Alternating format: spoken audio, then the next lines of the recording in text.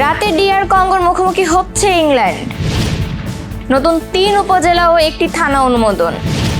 সরকারি সুবিধা না নেওয়ার চেষ্টা করব, নিলে অপরাধ নেই, মন্তব্য জামায়াত আমিরের। 8 মাসের ভাড়া না দিয়ে হোটেল থেকে উধাও এনসিপির শীর্ষ 5 নেতা। যশোরে মাদক বিরোধী সমাবেশ, সচেতনতার বৃদ্ধির আহ্বান। সেনেগাল ম্যাচের আগে সতর্ক বেলজিয়াম। জার্মানিতে তাপপ্রবাহে পানিতে ডুবে অন্তত 30 জনের মৃত্যু। দর্শক, আমাদের রাতের আয়োজনে আপনাদের সাথে আছে আমি প্রত্যাশা আক্তার নিশা। শুনছিলেন প্রধান শিরোনাম, এছাড়াও রয়েছে অন্যান্য বিভিন্ন গুরুত্বপূর্ণ খবর। বিস্তারিততে যাওয়ার আগে আপডেট খবর পেতে গ্রামের কাগজের ইউটিউব চ্যানেল সাবস্ক্রাইব এবং ফেসবুক পেজ ফলো করে রাখুন। প্রথমেই বিশ্বকাপের সংবাদ। 2026 বিশ্বকাপের রাউন্ড অফ 32-এ আজ বাংলাদেশ সময় রাত 10টায় আটলান্টায় ডিআর কঙ্গোর মুখোমুখি হবে ইংল্যান্ড। গ্রুপ পর্বে অপরাজিত থেকে নকআউটে ওঠা ইংল্যান্ড কাগজে কলমে এগিয়ে থাকলেও প্রথমবারের মতো নকআউটে ওঠা ডিআর কঙ্গোকে হালকাভাবে নিচ্ছে না থমাস টখেলের দল। ইংল্যান্ড শিবিরে মিডফিল্ডার ডেকনাল রাইস ফেরার সম্ভাবনা থাকলেও রিস জেমস চোটের কারণে অনিশ্চিত। অন্যদিকে উল্লেখযোগ্য কোনো ইনজুরি সমস্যা নেই ডিআর কঙ্গোর দলে। এদিকে ম্যাচটি ইংল্যান্ডের গোলরক্ষক জর্ডান পিকফোর্ডের জন্য হতে পারে বিশেষ। ক্লিন শিট রাখতে পারলে বিশ্বকাপে তার মোট ক্লিন শিট হবে 7টি। যা তাকে বিশ্বকাপ ইতিহাসে সর্বাধিক ক্লিন শিট রাখা গোলরক্ষকদের শীর্ষ 10-এ জায়গা করে দেবে। এবার অন্যান্য সংবাদ।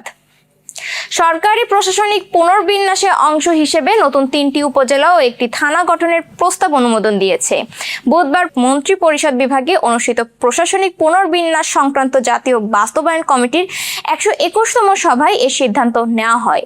মন্ত্রী পরিষদ বিভাগের প্রকাশিত সংবাদ বিজ্ঞপ্তিতে জানানো হয়েছে, চট্টগ্রাম জেলার হাটহাজারী থানাকে বিভক্ত করে হালদা থানা প্রতিষ্ঠার প্রস্তাব অনুমোদন করা হয়েছে। নতুন এ থানায় হাটহাজারী উপজেলার একটি পৌরসভা এবং উত্তর মাদাসা, চিকনদন্ডি, দক্ষিণ মাদাসা, শিকারপুর ও বুড়িশচর এই 5টি ইউনিয়ন অন্তর্ভুক্ত থাকবে। একই সভায় চট্টগ্রাম জেলার ফটিকছড়ি উপজেলার কয়েকটি ইউনিয়নের সমন্বয়ে ফটিকছড়ি উত্তর নামে নতুন উপজেলা গঠনের প্রস্তাবও অনুমোদন দেওয়া হয়েছে। এছাড়া প্রশাসনিক সেবাকে আরও জনমুখী ও কার্যকর করতে দেশের আরও 2টি নতুন উপজেলা গঠনের প্রস্তাবেও নীতিগত অনুমোদন দেওয়া হয়েছে বলে সংবাদ বিজ্ঞপ্তিতে উল্লেখ করা হয়েছে। বাংলাদেশ জামায়াতে ইসলামীর আমির ও বিরোধী দলীয় নেতা ডক্টর শফিকুর রহমান বলেছেন, নির্বাচনের সময় দলীয়ভাবে সরকারি সুযোগ সুবিধা না নেওয়ার চেষ্টা করার অঙ্গীকার করা হয়েছিল। তবে কেউ সরকারি সুযোগ সুবিধা গ্রহণ করলে সেটিকে অপরাধ হিসেবে বলা হয়নি। বুধবার জাতীয় সংসদের এলডি হলে বাজেট পরবর্তী মতবিনিময় সভায় সাংবাদিকদের প্রশ্নের জবাবে তিনি এই মন্তব্য করেন। ডক্টর শফিকুর রহমান বলেন, জামায়াত স্পষ্টভাবে জানিয়েছিল নির্বাচিত হলে দলের এমপি বা মন্ত্রীর বিনা ট্যাক্সে গাড়ি কিনবেন না এবং সরকারি প্লটের সুবিধা নেবে না। তবে এ প্রতিশ্রুতি নিয়ে ভুল ব্যাখ্যা দেওয়া হচ্ছে বলে অভিযোগ করেন তিনি আরো বলেন, এমপিদের জন্য নির্ধারিত সরকারি ফ্ল্যাট কোনো ব্যক্তিগত সম্পত্তি নয়, এটি সংসদ সদস্যদের দায়িত্ব পালনের সুবিধার্থে সাময়িকভাবে ব্যবহারের জন্য দেওয়া হয়। সরকারি দল ও বিরোধী দলের সদস্যরা সংসদের মেয়াদকাল পর্যন্ত এই ফ্ল্যাট ব্যবহার করতে পারেন। সংসদ বিলুপ্ত হলে সেগুলো ছেড়ে দেওয়াই আইনগত ও নৈতিক দায়িত্ব বলেও উল্লেখ করেন তিনি। রাজধানীর ইয়ামিনী ইন্টারন্যাশনাল আবাসিক হোটেলে প্রায় 11,93,200 টাকা ভাড়া বকেয়া রেখে চলে যাওয়ার অভিযোগ উঠেছে জাতীয় নাগরিক পার্টির 5 নেতার বিরুদ্ধে। হোটেল কর্তৃপক্ষের দাবি, তারা প্রায় 8 মাস ধরে 2টি কক্ষ ব্যবহার করেছেন এবং ভাড়া পরিশোধ না করেই হোটেল ত্যাগ করেছেন। এই ঘটনায় দলটির আহ্বায়ক নাহিদ ইসলামের কাছে লিখিত অভিযোগ দেওয়া হয়েছে।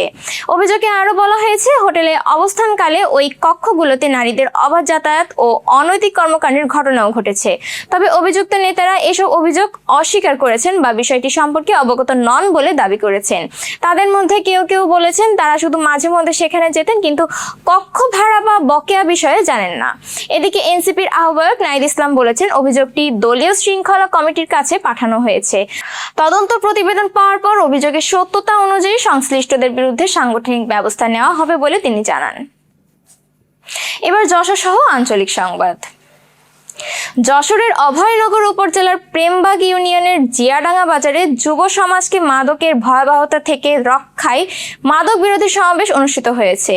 বুধবার বিকেলে গ্রামবাসীর উদ্যোগে ও স্থানীয় মাদক নির্মূল কমিটির আয়োজনে এই সমাবেশ অনুষ্ঠিত হয়।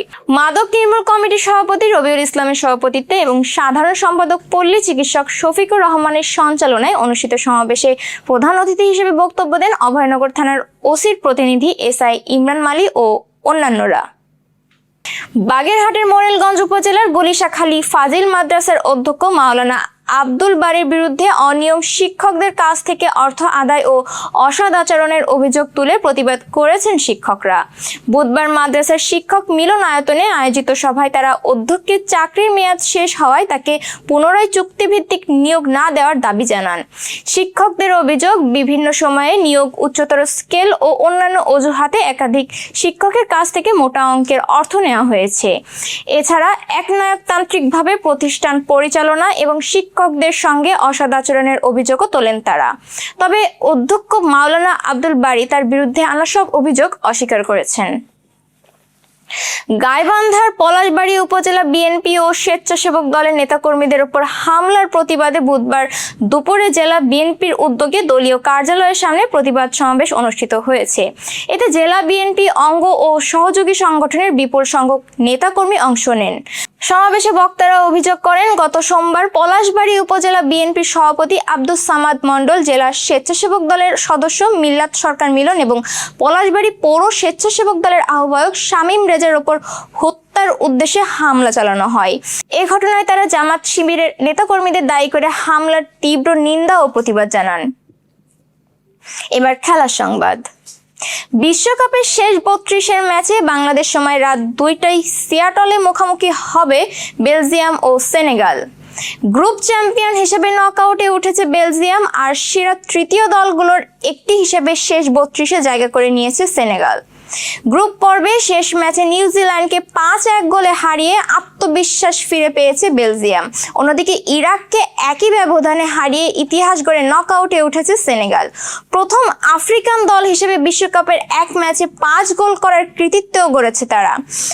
দলগত শক্তিতে বেলজিয়াম এগিয়ে থাকলেও সেনেগালের গতি, শক্তি ও লড়াকু মানসিকতা ম্যাচটিকে কঠিন করে তুলতে পারে। দুই দলের ইতিহাসে এটি প্রথম মুখোমুখি লড়াই। বিজয়ী দল জায়গা করে নেবে বিশ্বকাপের শেষ 16-তে। Renaissance hospital and diagnostic centre. রেনেসাতেই মিলছে কম খরচে উন্নত সেবা, তাই নিশ্চিন্তে আমাদের সেবা নিন, সুস্থ থাকুন। Renaissance hospital and diagnostic centre, সদর হাসপাতাল মোড়, দরাটানা, যশোর। দর্শক, শেষ করব আন্তর্জাতিক সংবাদ দিয়ে। জার্মানিতে চলমান তীব্র তাপপ্রবাহের মধ্যে নদী, হ্রদ ও অন্যান্য জলাশয়ে গোসল বা সাঁতার কাটতে গিয়ে অন্তত 30 জনের মৃত্যু হয়েছে। নিহতদের মধ্যে বেশিরভাগই পুরুষ, এছাড়া কয়েকজন কিশোরও রয়েছে। দেশটির লাইফ সেভিং অ্যাসোসিয়েশন জানিয়েছে, গত কয়েকদিনের মধ্যেই এই সব দুর্ঘটনা ঘটেছে এবং কয়েকজন নিখোঁজ থাকায় মৃতের সংখ্যা আরও বাড়তে পারে। LDRG জানিয়েছে, প্রচণ্ড গরম থেকে স্বস্তি পেতে অনেকেই ঝুঁকি নিয়ে নদী ও হ্রদে নামছেন। তবে পানির গভীরতা, স্রোত ও শারীরিক সক্ষমতা সম্পর্কে ভুল ধারণার কারণে প্রাণহানির ঘটনা বাড়ছে। সংস্থাটি সবাইকে সতর্কতার সঙ্গে সাঁতার কাটার আহ্বান জানিয়েছে। এদিকে বিশ্ব স্বাস্থ্য সংস্থা সতর্ক করে বলেছে, ইউরোপে তাপ প্রবাহ এখন আর সাময়িক ঘটনা নয়, বরং জলবায়ু পরিবর্তনের কারণে এটি ক্রমেই আরো ঘন ঘন, তীব্র ও দীর্ঘস্থায়ী হচ্ছে। পরিস্থিতি মোকাবিলায় আগাম প্রস্তুতি, সতর্ক বার্তা এবং ঝুঁকিপূর্ণ মানুষের জন্য বিশেষ সুরক্ষা ব্যবস্থা জোরদারের আহ্বান জানিয়েছে সংস্থাটি। এই ছিল আজকের রাতের আয়োজন। এরপর সকালের খবর দেখার আমন্ত্রণ জানাচ্ছি। বিদ্যুৎ ব্যবহারে সাশ্রয়ী হন এবং সেই সাথে সচেতন হন পানির অপচয় রোধে এবং হাম ও মশাবাহিত রোগ সম্পর্কে। শুভ বিদায়।